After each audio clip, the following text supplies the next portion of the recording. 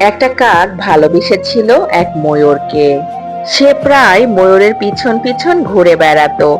ময়ূর এটা বুঝতে পারলেও না বোঝার ভান করে কাককে এড়িয়ে চলতো।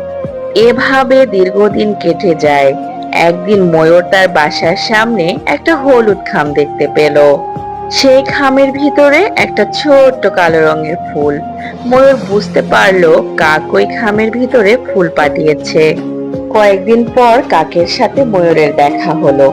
ময়ূর বলল, তোমার শরীর যেমন কালো রঙের, তোমার রুচিও কালো। তাই তো এত ভালো ভালো রঙের ফুল থাকতেও কালো রঙের ফুল পাঠিয়েছো। কাক ময়ূরের কথা শুনে দুঃখ পেয়ে চলে গেল। বেশ কয়েকদিন ময়ূর আর কাকের দেখা পেল না। এভাবে সপ্তাহ গেল, মাস গেল, বছর পেরিয়ে গেল। কাকের সন্ধান ময়ূর আর পেল না। অবশ্য ময়ূর কাকের সন্ধান নেওয়ার চেষ্টাও করেনি।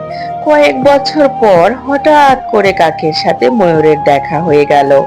ময়ূর কাককে দেখে বলল, আমার রূপ দেখে সবাই আমাকে ভালোবাসতে চায়, তুমিও তো ভালোবাসতে চেয়েছিলে, তবে আমাকে ভালোবাসার চেষ্টা করলে না কেন? কাক জবাব দিল, তোমার সাথে জীবনে একদিনেই আমার কথা হয়েছে। তুমি যতদিন আমার সাথে কথা বলনি, ততদিন মনে হয়েছিল সুন্দর রূপের আড়ালে একটা সুন্দর মনও লুকিয়ে আছে। কিন্তু যখন দেখলাম ফুলের মতো একটা জিনিসকে তুমি রং দেখে বিচার করো, তখনই বুঝেছিলাম মরীচিকার পিছনে ছুটে চলেছি। তাই তো নিজেকে সরিয়ে নিলাম।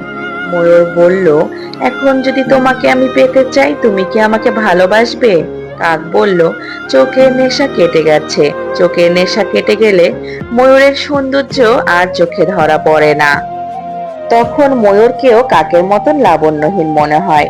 জীবনে আসল বাস্তবতা তখন চোখের সামনে দ্যুতিমান হয়ে ফুটে ওঠে। এই বাস্তবতাই সঠিক পথের দিশা দেয়। বাস্তবতা ভুলে আবেগে আবার গা ভাসালে দিশাহীন নাবিকের মতো অতই সাগরে ঘুরপাক খাবো। কাক ও ময়ূর বিপরীত দিকে হাঁটা শুরু করলো।